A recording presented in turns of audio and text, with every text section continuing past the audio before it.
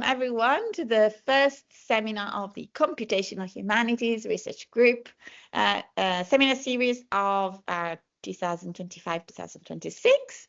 I'm very pleased to welcome Dr. Vanessa Pope here, a theatre director now researching cultural analytics and physiology. She has 12 years experience developing interdisciplinary projects across technology, computation, and the performing arts. Dr. Pope has overseen technology research at BBC R&D, mentored developers in collaboration with Snap Inc., and directed shows at the Barbican and Bush Theatre. Dr. Pope holds a PhD in Media and Arts Technology from Queen Mary University of London, an MA in Theatre Direction from the University of East Anglia, and a BSc in Psychology from McGill University. She's fluent in English, French, and Turkish. And today she's going to talk about timing structures in live comedy, a matched sequence approach to mapping performance dynamics. So thank you. Thank you so much for having me. My name is Vanessa, and I'm going to be introducing a methodology that I developed for analysing live performance, and I'll take you through the methodology and then show you some proofs of concept on live sound and comedy. So performance is, there we go. So performance, I'd like us to think about it in the kind of broadest sense possible for the presentation. So performance is like a ubiquitous cultural phenomena. Every culture has some form of performance, but it also goes beyond that. So this is a type of performance that I'm giving now. Politicians repeat their speech, educators repeat their speech, you repeat yourself when you introduce yourself to different groups of people. Like there's many aspects of our social and cultural life that is based on a kind of repeated performance. But this is really understudied, in my opinion. And one of the reasons that it's understudied is that most people think of performance as like a singular event that they attend. So you might go and see one performance of a Shakespeare play, but you won't have seen all of them. So prior to retraining in kind of computer science and technology, I worked in the theatre. And I held various roles, and I operated subtitles, I directed performances, but I saw dozens and hundreds of versions of the same performance. So I had the opportunity to see how specifically engineered live performance is and the kind of hidden structure to it. So the goal of my work is to kind of bring out the structure that is inside performance and to learn from it, and also validate the work of the performers and directors and all of the people who create performances. So one very important aspect of performance is that it's time specific, and that makes it different to other art forms like visual art. It's bound in time, so you have to be there at a certain time to see it. It evolves over time, so the first night of the show could be very different to the last night of the show, and it responds. It has the capacity to respond in real time to audiences. So all of its uniqueness is kind of bound up in timing. So that's a focus of my work. And I kind of think of it like the Arctic fox. Like if you see the Arctic fox in winter, it will be white, and if you see it in summer, it will be brown. But it's the same creature, right? And performance is a little bit like that. It will vary by context, but it will be the same thing. But if you only see one or two instances, you'll never know the full nature of the creature. Unless, of course, you track it over time, and then you can see it like molting and transforming between states. So the way that I'm conceptualizing performance in my work is treating performance as one iteration of an organism. So it's instead of treating a live performance as an artifact with metadata, it's more like one instance within a species, or so you can kind of use approaches that are similar to comparative genomics. You can think of it as an organism that evolves and responds. And through studying different evolutions and responses, you can begin to understand how it works, how it's functioning, and how it's adapting. So I've developed a way of sequencing performance. And in the same way as comparative genomics, you can use this type of methodology to then study many different things. But the kind of underlying assumption is that if a show has something that is repeated, like a gene that is present across all of the species, then it's something that is important and has function and is part of its identity. So by kind of tracking different underlying patterns across different performances of the same show, you can start to get a sense of what has function and how the parts relate to one another. So the research questions that I'm addressing today are how can we visualize these performance and timing dynamics in a way that gives us information about the craft of performers and about the show itself? And what can we learn from mapping time and performance? So I'm going to be introducing you to my methodology, which is called topology analysis and matching sequences, which is not a great name, but it is very specifically about looking at the shape and maps of matching sequences in time. And I'm going to illustrate that on some different data types. And my goal is to kind of show you what the tool is and how it works so that it can be expanded to new uses and to kind of grow from there. So the underlying principle is very simple. It's that we're going to look for identical sequences in multiple performances of the same show, and we're going to locate their timing, and we're going to use that information to build maps. And then through looking at maps of consistency and deviation, we can begin to understand how the show is responding in real time and what its responsive nature is. And I've done this on a few different representations of the text because the sequences could be anything. So I've done this with original text, transcripts that are live on stage, and audience response, so laughter. So the algorithm is a simple recursive algorithm. So here's an example. I've used two sequences here, which are two versions of me introducing myself. So it's hello, good morning, my name is Vanessa, it's lovely to meet you. Hello, good evening, my name is Vanessa, it's great to meet you. And what the code does is it locates the longest contiguous sequence, so the identical string of tokens. I'm using words, but it doesn't have to be words. And it locates the longest contiguous sequence, takes it out, and then repeats that search on either side and across recursively until it reaches a preset minimum. And this kind of happens, and it will get put in a lovely table, and then I make visualizations from there. So before I dive into the more sort of abstract representations on the whole stand-up comedy show, I want to give you an example of a performance that is repeated and a visualization so you can kind of see what it looks like and feels like.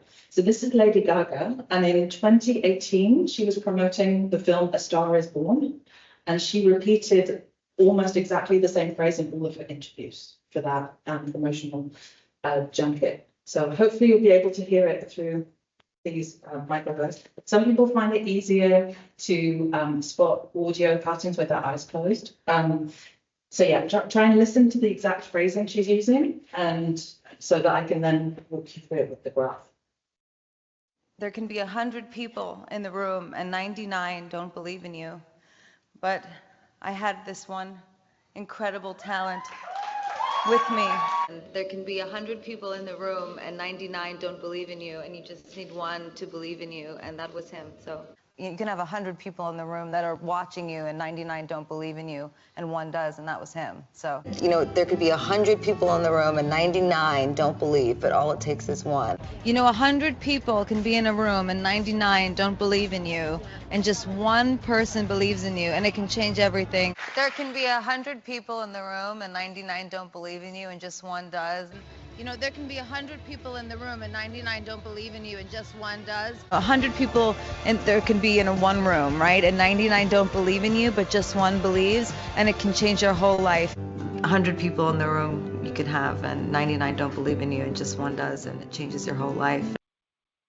So she's kind of losing it a little bit towards the end of that compilation. So now I'm going to show you a visualization of the kind of topology analysis so that you can kind of hopefully understand it. And at this point, please ask me questions if you would like more clarification, because the rest is going to build on this, so let me know. So it's very simple. This kind of top on the x-axis, you have every transcript from every performance. So Lady Gaga on the red carpet, Lady Gaga in front of the Visa sign.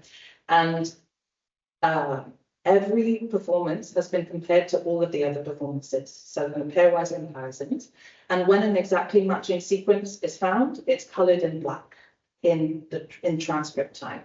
So that means that you can kind of look at this graph and you can see which performances relate to each other in terms of timing and content. So, for example, the first one and the fifth and the sixth, they are quite similar in the way they're structured. All of the matching content is in the beginning. And actually, you heard it as well, but in that kind of last one, when Lady Gaga's kind of has forgotten what she's saying, that's that last one here where it's kind of disjointed and there's fewer matching sequences and the timing of it is disrupted compared to the other ones. So it's a sort of standalone pattern. Does this make sense to you? Would you like any clarification? Are you okay? On the right side, there are also the names. Yes, they're just very, very small. Yeah. But yeah, there are the names of each of the performances that it's compared to. And of course, when the performance is matched to itself, it's a black line because it's a perfect match. So you can also sort of see that as it goes along. So I did my study on stand-up comedy, and I did this for a few reasons. First of all, it's very easy to record. It's only one person. You can plug into the sound desk. But mainly because I'm very interested in the seemingly natural speech of a stand-up comedian and how that works with repetition. Because as we saw, Lady Gaga was also kind of doing seeming spontaneity, but it gets old. So I recorded stand-up comedy performances from two performers. So one was a very established performer. So I recorded their shows in 5 sold-out venues. And the other performer was another professional, but who was less established. So I recorded 19 performances of theirs and then one in the lab. I'm not going to talk you through the whole kind of data pipeline. The important thing to note is that in terms of the transcripts, what I did is I recorded audio, so I have audio, and I first automatically transcribed the audio, and then I went back and added back in all of the speech errors because the automatic transcription strips all of the errors out. So any kind of hesitation, repetition had been removed by the automatic transcription. So I went back in and checked everything. And that also allowed me to produce these time-stamped transcripts, which was very important for the rest. I also had the performance text and ambient audio recordings of the audience as well. So I'm going to show you sort of four different applications of this on the different data types. So the first question is how much of a stand-up comedian's show is planned and how does that work?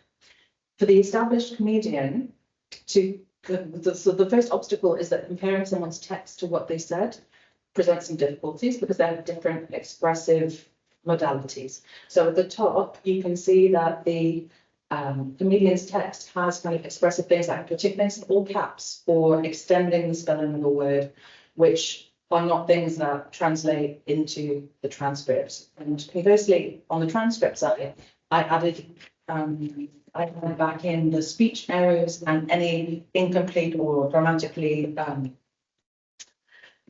sort of broken sentences, which I've sort of highlighted here. So in terms of statistics, only 13% of performance time is covered by the text that the performer gave us. And the longest sequence is quite short. And you might think that that's purely due to the difference in the data types, and that's why you're not getting those matches. When you look at it in performance time, you can see that the material from the performer's text, which was already about 6 months old by the time I saw it, you can see that it's not evenly distributed. This is not just a matter of data incompatibility. There is structure to the way those texts match. So this is from an interactive visualization that I made where you can click on each sequence and see it in performance time and explore it in more depth. But this is already telling us something about the structure of the performance and how it's operating in time. So you can see that there are two main chunks of text that are being used by the performer. And you can see that there are these sort of insertions that don't have any relationship to the text, but are still stable in time, that are there in the performances that we reported. You can also see emerging changes as the show evolves. So you can see in show 3 is the beginning of an insertion that is maintained in the other performances. But because this is purely comparison to the original text, we can't sort of see what it is yet. And this is why I don't have an analysis for the emerging comedian, because this was their text. So they were working from a bullet point list of themes. Stand-up comedy is an oral genre. That's why I'm working with transcripts and verbatim. But this is how the kind of extreme of, sometimes text is not quite enough. So when you compare the transcripts to one another, you can start to ask more nuanced questions about consistency and accuracy across performances. So between the transcripts, we're now looking at about 40% of transcript to transcript time is matched. So it's a much higher percentage. There are many more matches. So the verbatim telling of the text of the show is much more stable compared to the text. And this is the same kind of visualization as we saw for Lady Gaga. So this is checking all possible pairings of the 5 shows. And as you can see, there is a lot of consistency that is kind of fairly evenly spread out. But you can also see this kind of about 40% of the way through, you can see there's a kind of denser patch. And then it sort of becomes denser, and you may recognize this shape from the script. So this is the same point of performance time that the script started to be used more frequently. So there's a relationship between the density of the transcript matches and the text, which is sort of intuitive. And this is the emerging show. So this is the performance that I tracked over 9 months. So that very first bar is the very first performance that I recorded when they were developing their show for Edinburgh. So as you can see, almost nothing from that first performance is maintained as the performance developed. And as it kind of came into its final stages, it became more and more stable, more and more consistent. So now we can also look at show evolution. So the visualizations that I've shown you so far, they give you information on the pairwise mappings, but they don't show you how material is moving across time. So this is what it looks like if you only look at consecutive matches. So I'm looking at show 1 to show 2, 2 to 3, 3 to 4, 4 to 5, and then drawing lines between the matches. So now you can see how they travel across showtime. This is again the interactive visualization.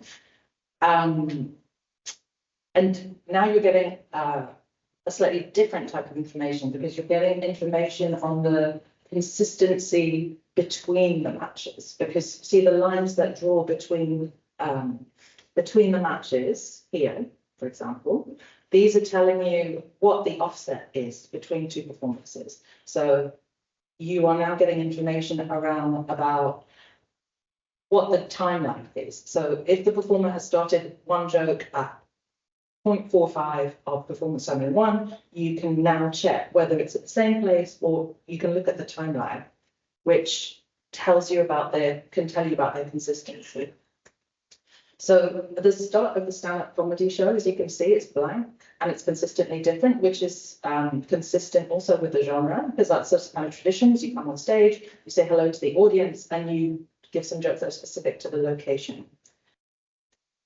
You can also tell in this visualization when something was unexpectedly different. So when 2 sequences were together in one show, and then they split and then they come back together, that indicates that there was something that occurred in between that disrupted what a usual flow is. So you kind of get these blank spaces.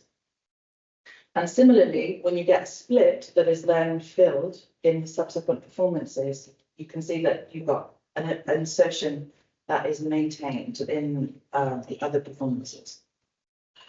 And this is what the emerging show looked like. So as you can see, well, as we already know, there's not very much material that stays throughout the performance. But now you can see the degree of reorganization that occurs. You can see these crosses when material is kind of moving back and forth a little bit, particularly at the end of the performance, and the material is moving across. So one caveat to this is that sometimes stand-up comedians can repeat at the top and tail of a joke. They might repeat the same phrase, like mother-in-law's, right? And that's also something that can happen. So sometimes the sequences can match because they are being used in different places, but it's still the same content. So it could be that this comedian does that. Sorry, and what's meaning of the different colours? Yeah, you can see green and blue. So if it's matching in the first show of the pair, it's in green. And the second one is in blue. So they all have blue, but they're overridden by the green of the next show. So it's just the way I see. the code. The order. It's on top of each other. That's why the last one is only blue. Sometimes there's some blue peeking through on the other ones, but it's harder to see because they're usually overwritten. Yeah. So you remember what I just mentioned about the timing delay? So another way, because I love the parallel lines, and I was very interested in how stable a performer's timing was once they started a sequence. Like how is it that when I start telling this joke, I'm just going to go through all of its matching sequences, or is there kind of a wiggle room?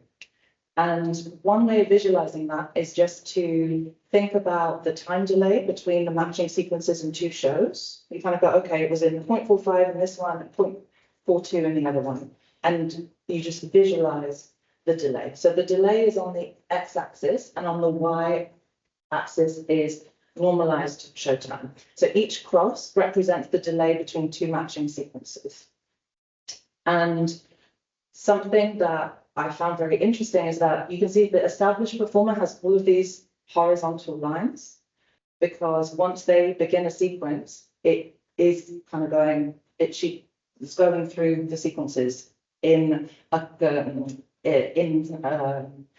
it called, proportional time. The delay is maintained, whereas the emerging performer is wiggling around as they might go faster, slower, and it's much less stable timing. Now, all of this kind of culminates in audience response, which is, I think, very interesting in terms of viewing the performance as an organism. Because if it's an organism and we're trying to it's an organism that is trying to survive in these environments, then we would expect and want to see how the environment and the performance are kind of interacting with one another. So how is the audience affecting the performance and vice versa? So I looked for kind of structure in audience response and how that material evolves. So that was the established comedian who's been doing their job for a very, very long time. That tour has been touring for 6 months, but this is the emerging comedian. This is one of the two jokes that they maintained throughout the entire thing from beginning to end. And I've mapped the kind of audience laughter. And you can see how in the previews, so above that blue line, you can see that there's a particular structure to the laughter. It's kind of in 3 bits. There's, a bit of silence and then some laughter, and it kind of sort of flows through. But by the time the comedian has come to Edinburgh on the 11th of August, they've changed the structure of the way they're presenting the joke, and the patterns in the laughter have evolved as well. So they've now introduced direct address, which is, you heard some in the previous clip where the performer said, do you not have Uber and Basingstoke? It was like specifically eliciting something from the audience. So that's in black along the left-hand side. And in blue, you can see where the audience kind of applauded or cheered in response. So that has, the performer has done something, they've changed their content, and the audience has responded. And it's also shifted the patterns in laughter. So now it's sort of front-loaded, and then it has sort of shifted the laughter along a little bit. Now, this can be tied into the matching sequences, and this is kind of like everything is now coming together in terms of the content and the audience. So this is a kind of combination of the matching sequences in black with the lines between them, and then audience response. And this is the 3 last shows in Edinburgh, and then 1 recording of the comedian in the lab. So you can see how the second show along, that big green bar, that is all self-laughter from the comedian. Something went wrong in that performance, and they stopped and laughed with the audience who were there, and they kind of broke their own sequence, and then they come back into the material. And one of the things that I think is very interesting about this kind of examination and timing is that in the same way as before, these kind of parallel lines, the more parallel they are, the more consistent the timing is, right? And for the first part of the joke, during the setup, the lines are not that strong. But despite that disruption, they kind of come in strongly parallel again. So once the performer comes back into the punchline of the joke, the timing becomes more consistent. And the reason I included the delivery of the joke in the lab along the bottom is so that you can see, first of all, the performers using self-laughter even with no audience. So there's an aspect of that that is kind of potentially part of the show, potentially because of the awkwardness of the lab, we don't know. But the timing of their speech in the lab was very different. It was much less tight in the punchline. You can see how there are kind of bigger gaps between the matching sequences at the end there. So I sort of showed you this to sort of hopefully illustrate that the ways that the audience changes is potentially connected to what the performer is doing. So there is an element of planning, engineering, hopefully that function and purpose to the work that these performers are doing. I also hope that I've convinced you that timing is really, really important within the performance, but also as a performance evolves. And I think we have a lot to learn about communication from this kind of work, but also from understanding expressive structure and the kind of cultural artifact itself. A few caveats to that. So of course I only studied 2 comedians, so I'm not making any claims about comedy overall, and nor would I want to. But so for example, all of the things that I pointed out with the established comedian versus the emerging comedian, that could all be down to the difference in styles, the difference in performance, and they contain no value judgment. It's just those were the 2 data sets I have. And it's not really about what is better, what is worse. It's just different performers have different ways of performing, and they were both very skilled performers. So I looked at words and hesitation sounds, but you can look at any kind of sequence within performance. And this is just a kind of first step analysis, because you can do a lot more with this. So that's why you kind of got a whistle stop tour, like lots of different ways of looking at it, because I think there's potential for it to be applied to lots of other domains. So if it seems like I didn't kind of go into anything very much, that's because I was trying to offer you a smorgasbord of things that you could do with this. So of next steps, I would love to make a proper user-friendly interface. All of the code is on GitHub, and I'll send you the link, but it's always nicer if there's a good interface. I'm very interested in looking at the micro timing and the prosody within the matching sequences, and also to expanding to other genres of performed speech, because now we have huge databases full of repeated speech that we can look at very easily and very fast. So all of Trump's political speech, we could look at all kinds of things. And yes, I'm interested in spatial sequences as well, so how performers relate to each other on stage. And I would love to partner with a commercial theatre or festival. So I did a little bit of work with the Edinburgh Fringe while I was there. That was just sort of 1 venue and 1 technician. But if I could get collaboration with a whole venue, we could very quickly gather a lot of data. So this is the GitHub, and there's a link on the last slide as well. I'm very happy to talk anyone through it if you would like that. Please let me know if you have questions. It's very straightforward to run, hopefully. It is to me, but I'm very happy to walk anyone else through that. So thank you so much for coming. And if you have any questions, I would love to hear. Thank you. Yeah, thank you. So this code runs on data that has already been pre-processed. So, as I mentioned, you need to clean up the transcript first if you're using a transcript. You can also run this on code, if you would. I'm sorry, not on code, on text, plain text. It will run on any sequence of symbols, any list of symbols with timestamps. So it operates slightly differently if you are matching the transcripts to each other pairwise, or if you are matching each one to a script, because it you need to do it slightly differently. So the way that the code runs, I've got an example data set. I've used the Lady Gaga as an example data set, so you can play with it on the actually, sorry, it's not the data set, it's not on the GitHub, but what I can do is I've put everything in a repository on KCL for the journal publication. So I can give you a link to that if you would like to track it. If you could maybe add the link to that in the repository, because we have the link to the repository. So in the README file or something. Okay, that's a good idea. Yeah. Then it's just one link. Yeah, that's fantastic. Yeah, so you can test the code on 2 of the performances, and the code is really simple because I've put it all into lots of different functions, which you can. So all you need to do is run this kind of combo extract matches with the correct file names here.